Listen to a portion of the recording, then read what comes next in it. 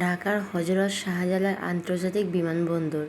চারদিকে এক অস্থির ব্যস্ততা, কোথাও প্রিয়জনকে বিদায় দেওয়ার করুণ সুর, আবার কোথাও দীর্ঘ প্রবাস জীবন শেষ করে স্বদেশে ফেরার বাঁধভাঙা আনন্দ। কাঠঘেরা বিশাল হলঘরের ভেতরে কৃত্রিম আলোয় ঝলমল করছে চারপাশ।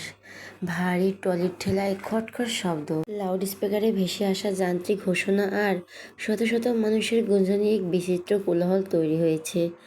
এই ব্যস্ত ভিড়ের মাঝেও এক কোণে শান্ত ও নিষ্প্রিয় হয়ে দাঁড়িয়ে আছে রুদ্র ওয়াদি। দীর্ঘকায় ঋজু গঠন, গায়ের উজ্জ্বল শ্যামলা রঙে আভিজাত্যের ছাপ, চোখের কালো ফ্রেমের চশমাটা তার ব্যক্তিত্বে যোগ করেছে এক গম্ভীর মাত্রা। রুদ্র খুব একটা কথা বলে না, তার চারপাশে মানুষের কাছে সে এক রহস্যময় গম্ভীর মানুষ। কিন্তু এই কঠোর আবরণের আড়ালে লুকিয়ে আছে এক অত্যন্ত সংবেদনশীল মন। গত 10টা দিন রুদ্রের জন্য ছিল বেশ। তার নানি হঠাৎ অসুস্থ হয়ে পড়েছিলেন। ছোটবেলা থেকে নানির আদরের বড় ভাই রুদ্রর কাজে এই খবরটা ছিল বিনা মেঘে বজ্রপাতের মতো। লন্ডনের ব্যস্ত কর্মজীবন ব্যস্ততা থেকে ছুটি নিয়ে আর এই এক মুহূর্ত দেরি না করে সে ছুটে এসেছিল বাংলাদেশে। নানির অবস্থা এখন কিছুটা স্থিতিশীল, তাই ভারাক্রান্ত মনে তাকে ফিরতে হয় তার কর্মস্থলে লন্ডনে। চেক ইন শেষ করে সে ধীর পায়ে বোর্ডিং গেটের দিকে এগিয়ে গেল। তার হাতে একটা ল্যাপটপ ব্যাগ আর ছোট্ট একটা ট্রলি। চারপাশে উৎসব বা কোলাহলের কোনো কিছুই তাকে স্পর্শ করছে না। সে নিজের মতো করে সময়টাকে উপভোগ করছে। বোর্ডিং শুরু হতেই রুদ্র লাইনে দাঁড়ালো। কিছুক্ষণ পর প্লেনে উঠে নিজের নির্দিষ্ট সিটটি খুঁজে পেল সে। সিট নাম্বারটা জানালার পাশে। রুদ্রের এক অদ্ভুত অভ্যাস, সে আকাশপথে ভ্রমণের সময় সব সময় জানালার ধারেই সিটটাই নেয়। নিচে ফেলে আসা পৃথিবীটা যখন ক্রমশই ছোট হয়ে আসে, তখন তার মনে হয় জাগতিক সব সমস্যাও বুঝি এইটুকুই ছোট। কখনো তুলের মতো সাদা মেঘে স্তর, আবার কখনো নিচে জ্বলে ওঠা শহরে বিন্দু বিন্দু আলো তার অশান্ত মনকে এক গভীর প্রশান্তি দেয়। সে তার ব্যাগটা ওভারহেড বিনে রেখে সিটে হেলান দিয়ে বসলো। প্লেনে তখনও পুরোপুরি যাত্রী ভরেনি। রুদ্র চোখ বন্ধ করে একটু বিশ্রাম নেওয়ার চেষ্টা করছিল। ঠিক তখনই পাশে কারো উপস্থিতিতে তার তন্দ্রা ভাবটা কেটে গেল। এক তরুণী এসে পাশের সিটে বসলো। বসে সে একটা দীর্ঘশ্বাস ছাড়লো, যেন মাইলের পর মাইল দৌড়ে এসে কেবল গন্তব্য খুঁজে পেয়েছে। রুদ্র একবার আর চোখে তাকালো সেদিকে, তারপর আবারও মুখ ফিরিয়ে নিল। যেটুকু দেখলো তাতে মনে হলো মেয়েটার চোখ দুটো বেশ বড় এবং উজ্জ্বল। চুলে এক ধরনের অবাধ্য এলোমেলো ভাব আছে যা তার কাঁধের উপর ছড়িয়ে পড়েছে। মেয়েটার চোখে মুখে এক ধরনের চঞ্চলতা খেলা করছে। মেয়েটা বসেই ব্যাগটা শক্ত করে কোলে চেপে ধরল এবং উৎসুক চোখে চারপাশটা দেখতে লাগলো। হঠাৎ তার নজর গেল জানালার দিকে। তারপর খানিকটা ইতস্ত করে রুদ্র দিকে তাকিয়ে নরম গলায় বলল, কিছু মনে না করলে একটা কথা বলবো? রুদ্র শান্তভাবে তাকালো। তার কণ্ঠে কোনো আবেগ নেই, শুধু সংক্ষিপ্ত উত্তর, যে। মেয়েটা একটু সংকোচ নিয়ে হাসলো, কিন্তু তার চোখের ঝিলিকটা লুকোনো গেল না। সে বলল, আপনি কি কিছু মনে করবেন যদি আমি জানালার পাশে সিটটায় বসি? মানে আমি কি আপনার সিটটা পেতে পারি? রুদ্র কপালে সূক্ষ্ম বলিরেখা ফুটে উঠল। অচেনা মানুষের কাছ থেকে এমন আবদার সে আশা করেনি। সে নিষ্প্রিয় গলায় জিজ্ঞেস করলো, কেন? মেয়েটা কিছুটা অপ্রস্তুত হলো, কিন্তু দমে গেল না। একগাল হেসে বলল, আসলে সত্যি বলতে কি, আমি এই প্রথমে প্লেনে উড়েছি। ছোটবেলা থেকেই স্বপ্ন ছিল জানালার পাশে বসে আকাশ দেখব। প্লিজ, যদি আপনার খুব সমস্যা না হয়। কথাটা বলার সময় তার চোখে এমন একটা শিশুসুলভ উচ্ছ্বাস ছিল যে রুদ্রের গম্ভীর্যের দেওয়ালে যেন কিছু একটা টলে গেল। সে কিছুক্ষণ চুপ করে মেয়েটার মুখের দিকে তাকিয়ে রইল। তারপর কোনো কথা না বলে নিঃশব্দে সিট থেকে উঠে দাঁড়ালো এবং তাকে জানালা জায়গা করে দিল। মেয়েটা যেন এক হাতে স্বর্গ পেল। অবাক হয়ে বলল, সত্যি দিচ্ছেন? Thank you so much. Rudra কোনো উত্তর না দিয়ে পাশের সিটে বসে পড়ল। মেয়েটা জানালার পাশে থিতু হয়ে বসে বাইরে তাকালো, যেন বাইরে কোনো রূপকথার রাজ্য লুকিয়ে আছে। রুদ্র তার আইপ্যাডটা বের করে নিজের কাছে ডুবে যাওয়ার চেষ্টা করলো। কিছুক্ষণ পর প্লেনের দরজা বন্ধ হলো। এয়ার হোস্টের মিষ্টি কণ্ঠে ঘোষণা ভেসে এলো, সম্মানিত যাত্রীগণ, সবাই অনুগ্রহ করে আপনাদের সিট বেল্ট বেঁধে নিন। রুদ্র দ্রুত তার বেল্টটা লাগিয়ে নিল, কিন্তু হঠাৎ তার পাশ থেকে একটা ধস্তাধস্তির শব্দ ভেসে এলো। সে তাকিয়ে দেখলো মেয়েটা তার সিট বেল্ট নিয়ে রীতিমতো কুস্তি লড়ছে। একবার লাগানোর চেষ্টা করেছে, কিন্তু ক্লিক করার শব্দ হচ্ছে না। শেষে নিরুপায় হয়ে এবং লজ্জায় লাল হয়ে সে রুদ্রর দিকে তাকালো। কিছুই তো বুঝতে পারছে না, এটা লাগছে না কেন। একটু হেল্প করবেন? রুদ্র কোনো কথা না বাড়িয়ে আলতো করে তার হাত থেকে বেল্টটার ক্লিপ নিল এবং 1 সেকেন্ডের মধ্যে সেটা করে নিয়ে দিল। মেয়েটা চোখ বড় বড় করে বলল, ও মা, এ তো সহজ। আমি তো ভাবলাম বেলটা ভাঙাচোরা কি না। রুদ্র ঠোঁটের কোণে খুব সূক্ষ্ম একটা হাসি রেখে ফুটে উঠলেও সে তা প্রকাশ করলো না, শুধু ছোট করে জবাব দিল, হুম। মেয়েটা এবার রুদ্রর সাথে আলাপ জমানোর চেষ্টা করলো। আপনি কোন দেশে যাচ্ছেন? লন্ডন? ওখানে কি পড়াশোনা করেন নাকি জব? রুদ্র ভাবল, তাকে কি দেখতে এখনো ছাত্রের মতো লাগে। সে কিঞ্চিত গম্ভীরভাবে বলল, জব।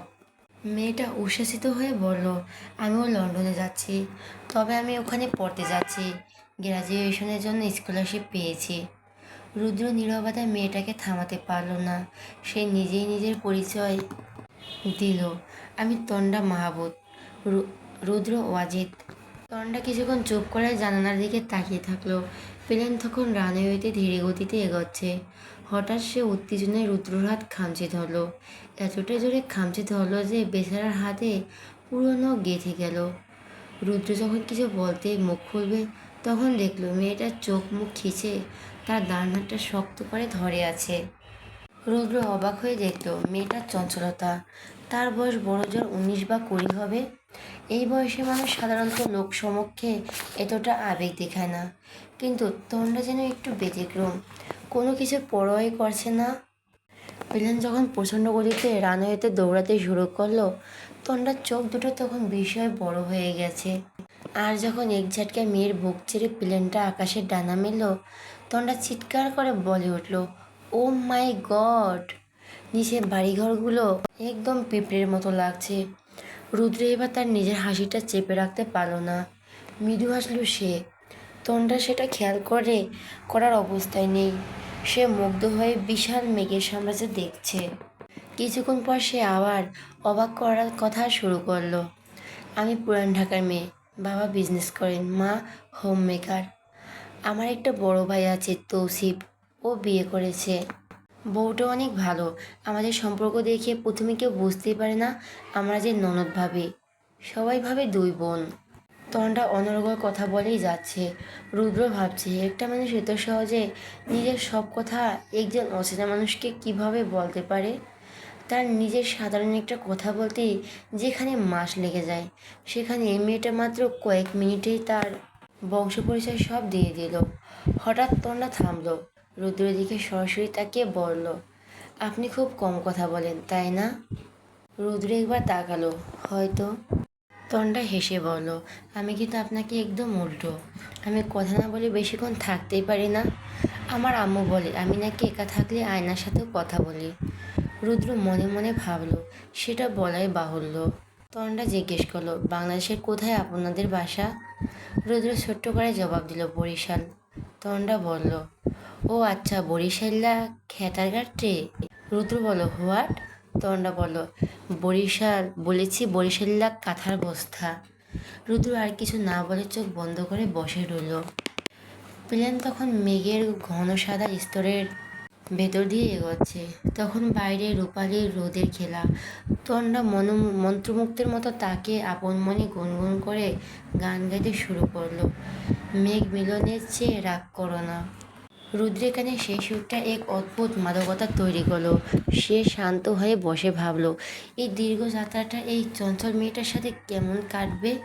সে তখনও জানতই না মেঘের উপরে ওই আলাপটাই কেবল শুরু। একই শহর, একই গন্তব্য, আর জীবনের একই বাঁকে তাদের বরাবর দেখে হবে।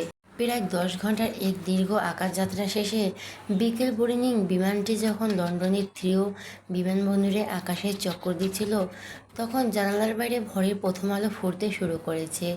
রাতের কালো আধার চিরে পূর্ব দিগন্ত হালকা কমলা আর সিঁদুরের রঙে রাঙা হয়ে উঠেছে। নিচে তাকালো, মনে হয় অসংখ্য জোনাকি পোকা যেন সারিবদ্ধভাবে জ্বলছে। আসলে এগুলো ঘুমান্ত লন্ডন শহরের রাস্তার আলোগুলো, যা ভোরের আগমনে ধীরে ধীরে নিভে যাওয়ার অপেক্ষায়। পাইলটের কণ্ঠস্বর কেবিনে প্রতিধ্বনিত হলো, ভদ্রমহিলা ও মহোদয়গণ, আমরা অল্প কিছুক্ষণের মধ্যে লন্ডনে অবতরণ করতে যাচ্ছি।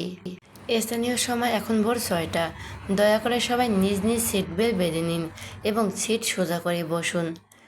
তন্ডা মন্ত্রমুগ্ধর মতো জানালার কাছে নাক ঠেকিয়ে বাইরে তাকিয়েছিল। দীর্ঘ যাত্রার ক্লান্তি তার চোখে থাকলেও উত্তেজনার পারদ যেন নামতেই চাচ্ছিল না। সে নিচের আলোয় মালার দিকে নির্দেশ করে বিস্ময় ভরা কণ্ঠে রুদ্রকে জিজ্ঞেস করলো, ওগুলো কি মানুষের বাড়ি? এত আলো?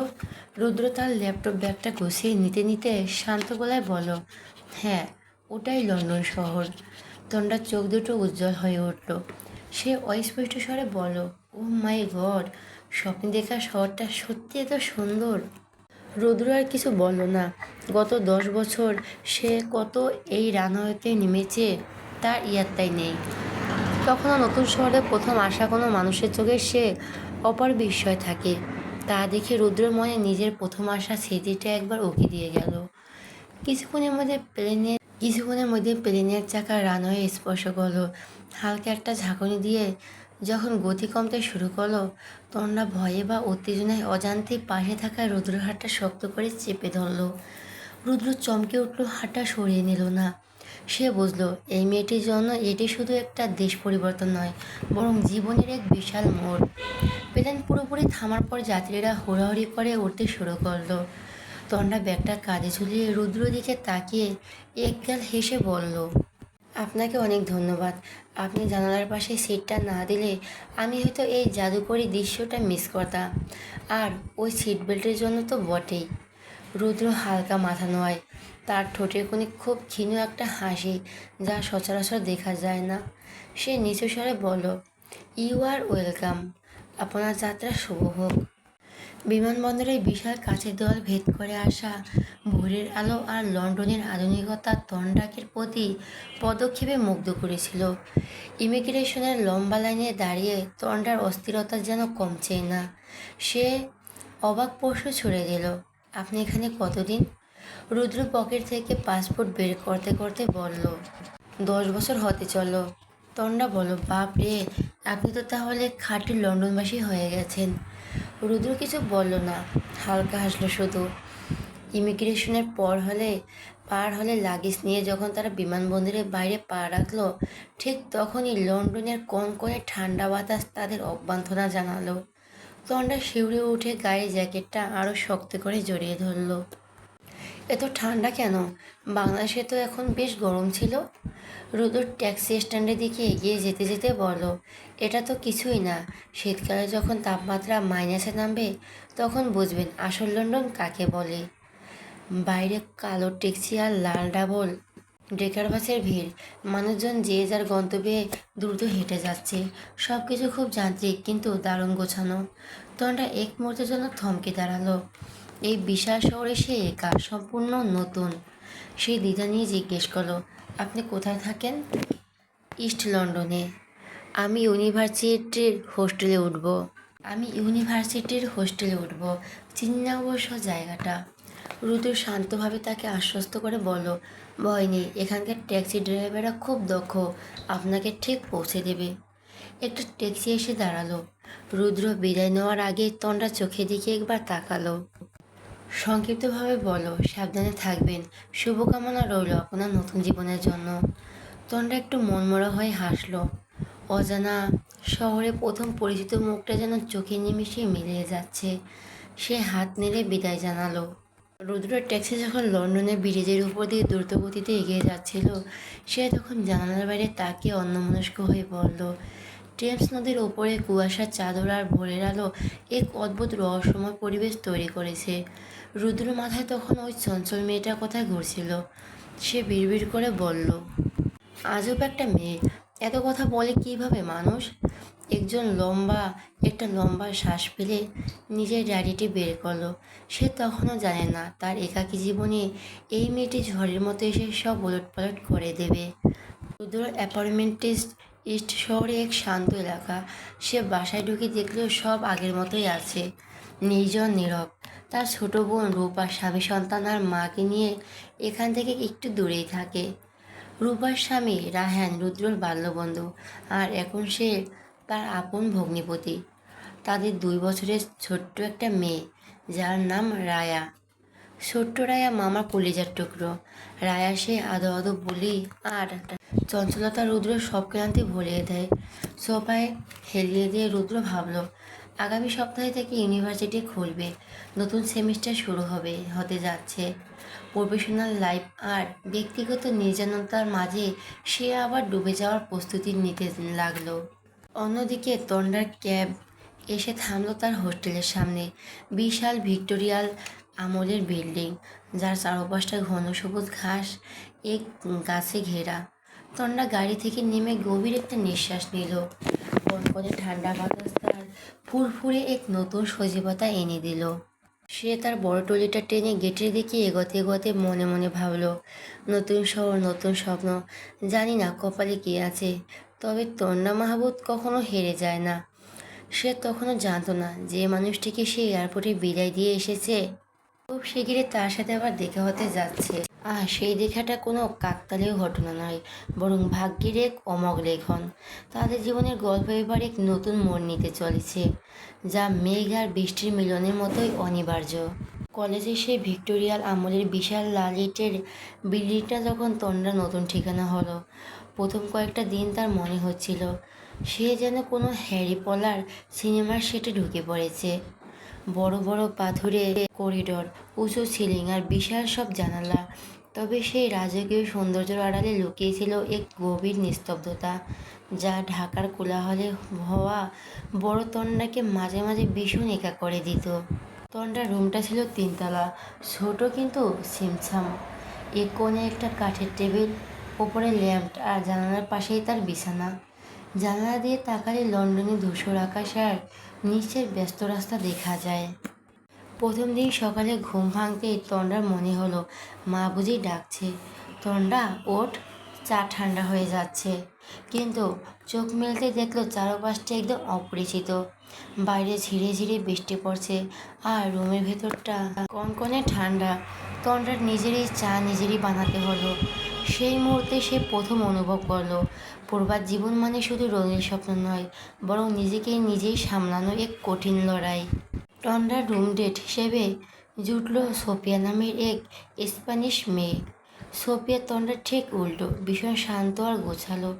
প্রথম দিন তন্ডা যখন অগোছালোভাবে কাপড় চোপড় রাখছিল, সোফিয়া কেমন করে যেন তাকাচ্ছিল। পরে অনেকক্ষণ দুজন বসে গল্প করছিল। হোস্টেলের শেয়ারড কিচেন ছিল তন্ডার জন্য এক বড় যুদ্ধক্ষেত্র। সবাই যেখানে অমলেট, স্যান্ডউইচ, পাস্তা এসব বানাচ্ছে, তন্ডার তখন মন চাইতো কাঁদছিল গরম ভাত আর মাছের ঝোলের জন্য। একদিন সে সাহস করে কিছু মশলা কিনে নিয়ে এলো। পরে রান্নার সময় যখন কিচেনে পেঁয়াজ আর রসুনের বাগার দিল, তখন পুরো ফ্লোরেই সে সুগন্ধ ছড়িয়ে পড়লো।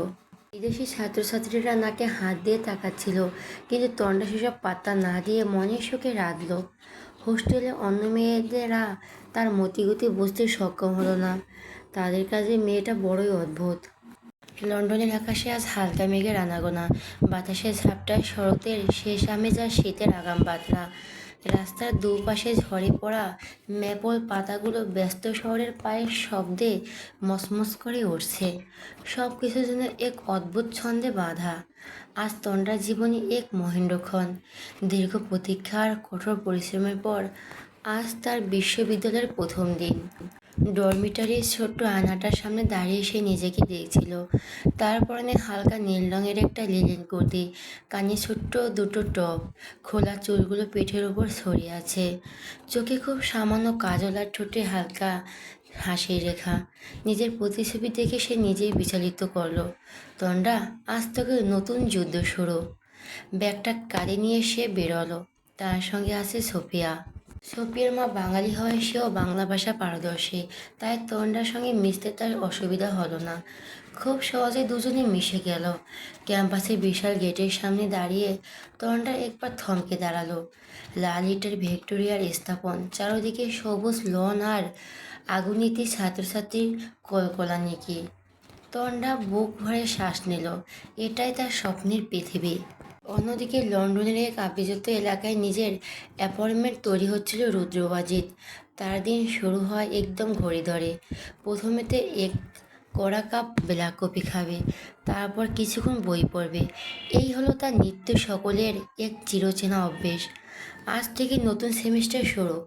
গ্যারেজ থেকে নিজের কালো রঙের সেডান গাড়িটা বের করে যখন রুদ্র ক্যাম্পাসের দিকে রওনা দিল, তখন ভবনের ছিল সেমিস্টার, নতুন সেমিস্টার, নতুন ছাত্রছাত্রী মানে একগাদা নতুন নাম, নতুন খাতা। কিন্তু রুদ্রর কাছে এটা স্পেস দায়িত্ব। সে মনে মনে ঠিক করে রেখেছিল এবারও সে নিজেই সে গম্ভীর্য দূরত্ব বজায় রাখবে। ছাত্রছাত্রীদের সঙ্গে খুব বেশি মেশা বা ব্যক্তিগত আলাপচারিতা তার নীতির মধ্যে পড়ে না।